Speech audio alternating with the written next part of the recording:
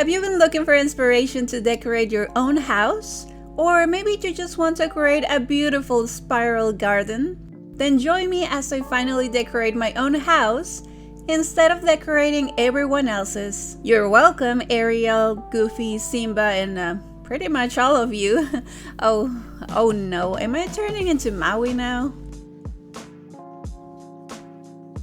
As I start placing this gorgeous natural path around my garden, let me say welcome to my channel if you're new here. I'm Cupcake and I'm a designer that decided to merge my daily work with my gaming hobby with the wish of inspiring you to create your own pixel paradise. And for this path, I wanted to play around a bit as this will surround my main garden, and I was looking for a very light color feeling for the entrance. So I'll be using a lot of white here.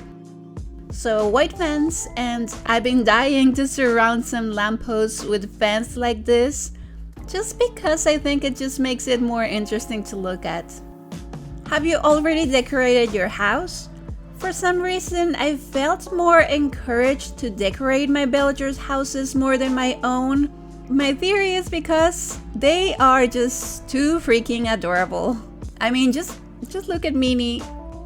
Okay, too much cuteness might give us a heart attack, so bye Minnie.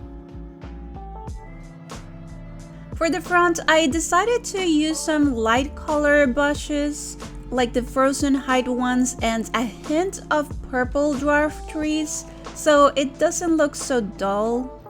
I also used some beautiful white daisies to make it more flowery and light, and I think it turned out very cute. I continued the lighting pattern with more white lampposts that I placed on both sides just so we can get more light at night. I also didn't really want it to have a highly symmetrical garden because sometimes it gets a bit boring to put the same things on both sides, especially if it's your own house. I mean, I get it if you want to have two of the same plants on both sides of your door, but you wouldn't want one bike on the far left of your patio and your second bike on the far right, would you? Oh, maybe you would, but anyway. So I decided to fill the left side with some bushes and beach grass. I also went ahead and planted some cotton that I thought it would be cute to have. I decided to keep adding these gorgeous white daisies on the inside as well, and some cute little details with this birdhouse. And if you're following this video, you might wonder what should you put on the sides of your house, and honestly, it's up to you. My suggestion will be to add a space related to what you do most often. For example, if you have your chests outside, maybe that could be a good place for them. If you like taking a lot of pictures with your critters, maybe adding some pet houses and items related to that, which I think will look super cute. What I decided to do for the left side is to add a cooking area with a bench and some small wood decorations around. Let's not forget our lighting with this white lamppost that I also used at the front. I also wanted to place my cute bike right at the front. No symmetry for you, little bike, in case I need to run an errand faster than my magical surfing abilities. Joke. Yeah, that's a joke. Or a joke attempt. This actually reminds me of Pokemon, and I mean the RPGs. Have you played any of those? If you haven't, the way you move faster in that game is with a bike, unless you were awesome and prefer to ride on the belly of your Snorlax. Yes, you heard me right, on the belly of your Snorlax, and yes, it is the absolute cutest thing ever. I'll leave you with that thought. On the right side, I decided to place the gorgeous crafting station from the Little Mermaid items and a few more blue and wood items around. Then on this side, I was wondering what else do we need that's important, and of course water is an important thing for survival, right? So yeah, we'll be placing that.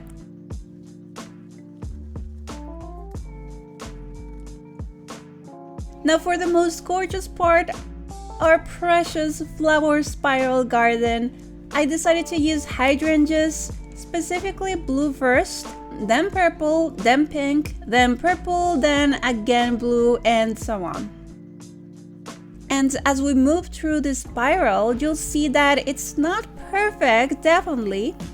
Mostly because the flowers take 4 squares and not 1, but it will actually look like a spiral at the end, and it will look amazing. By the way, if you're liking this video, feel free to give a like and subscribe only if you're interested in more, of course. I have created a smaller spiral with the nasturtium flowers before for Eric's house build, so I'll link that in the description below if you're interested in watching that. To add more details to the spiral, I used the fairy godmother's benches and just simple jar lamps for the lighting, although I would have wanted the iron to be white, but we work with what we have. By the way, if you're looking for more ideas to make a good use of your flowers, I'll leave the link for my beautiful flower field speed build in the description below. For this one, it was not easy to make a spiral that looks like a spiral.